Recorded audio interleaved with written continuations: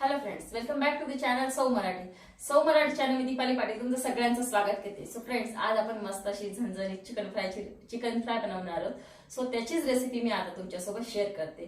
तो हा व्हिडिओ तुम्ही नक्कीच कंटिन्यू बघा आणि तुम्हीही अशी चिकन फ्राय घरी नक्कीच ट्राय करा. सो आजचं ही रेसिपी कशी झाली हे मला खाली कमेंट बॉक्समध्ये कमेंट करून नक्कीच सांगा. सो चला आता आपल्या आजच्या रेसिपीला सुरुवात करूया. तोपर्यंत आपण आपलं जे चिकन आहे त्याला मी या ठिकाणी मॅरिनेट करण्यासाठी ठेवते. त्याच्यासाठी सगळ्यात आधी या ठिकाणी 3 टेबलस्पून आपण याच्यात दही टाकून घेतली मी. त्याच्यानंतर थोडीशी हळदी,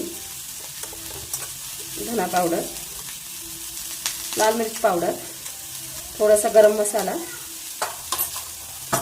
थोडीशी कसुरी मेथी घेतली ती याच्यात मी क्रश करून टाकून देते.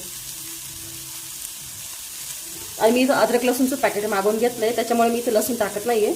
सो हीच पेस्ट मी 1 टेबलस्पून एवढी टाकून घेतली इथं.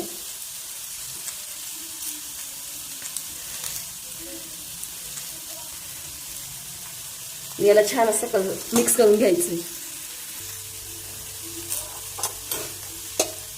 1 टेबलस्पून नमक पण घेतलंय आणि याला मस्त असं मिक्स करून घेऊया.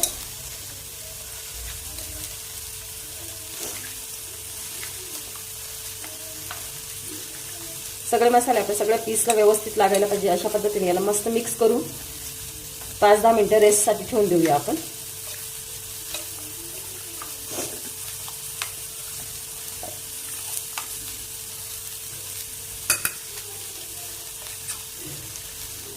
हे बघू शकता मस्त मिक्स झालंय आणि सगळे मसाले आपल्या सगळ्या पीसला लागलेत. आता याला रेस्टला ठेवूया 10 मिनिटं. चिकन फ्राय बनवण्यासाठी मी या ठिकाणी कढईमध्ये तेल गरम करायला ठेवलं आहे.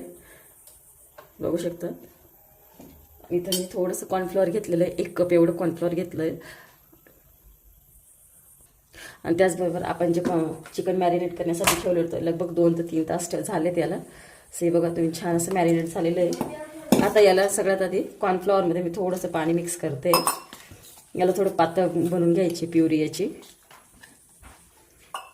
जेणेकरून कोटिंग आपली छान बसेल. या ठिकाणी छान अशी पातळ प्युरी झालेली. याच्यात मी थोडंसं नमक टाकते.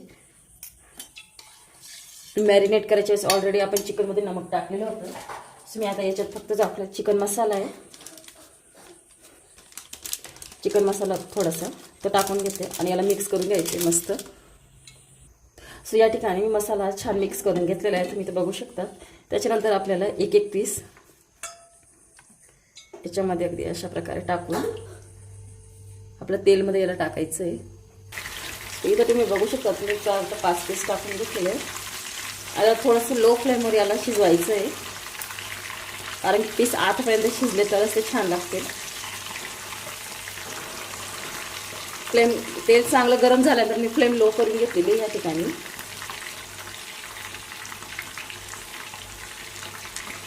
या पीसला छान असं गोल्डन कलर येईपर्यंत याला फ्राय करायचं आहे. आता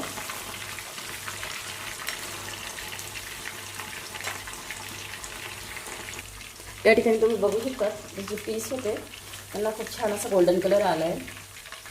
आता मी यांना काढून घेते.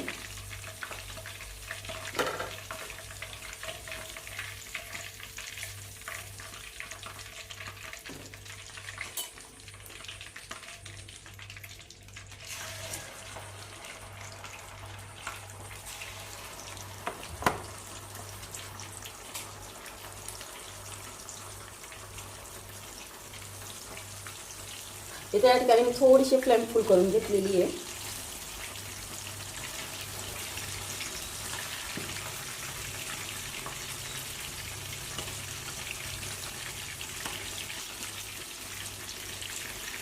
या ठिकाणी मी सगळे पीस तळून घेतलेले आहेत. त्याच्यानंतर जो आपलं ऑइल आहे फ्राईंगचं ते काढून घेते बाजूला. ऑइल सगळंच काढून घेतलं आहे मी इथे. आणि जो आपला हा डब्यामध्ये मसाला राहिला आहे हो या कढईमध्ये टाकून देते.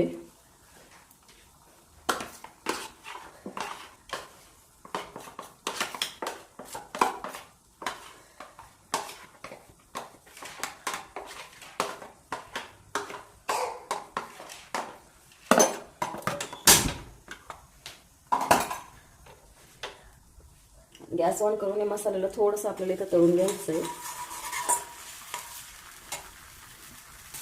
हा मसाला छान असं गोल्डन होईपर्यंत आपल्याला तळायचं आहे.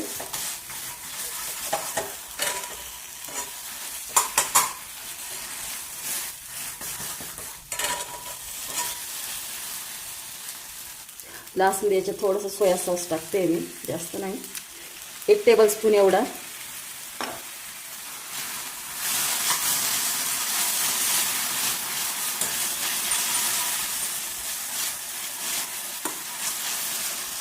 आणि याच्यात जे आपल्याला फ्राय केलेले पीस आहेत ते मी याच्यात टाकून दिले. मसाला आपण तळत होतो त्याच्यात. याला मस्त असं मिक्स करून घ्यायचं आहे. आता या ठिकाणी गॅस बंद करून घेते. आपले पीस छान असे इथे तळले गेलेले आहेत. या ठिकाणी मस्त गरमागरम तुम्ही थोडीशी वरून कोथिंबीर, फ्रेश कोथिंबीर असेल तर फ्रेश टाका किंवा सुकी कोथिंबीर असेल तर सुकी टाका. साईडने मस्त निंबू,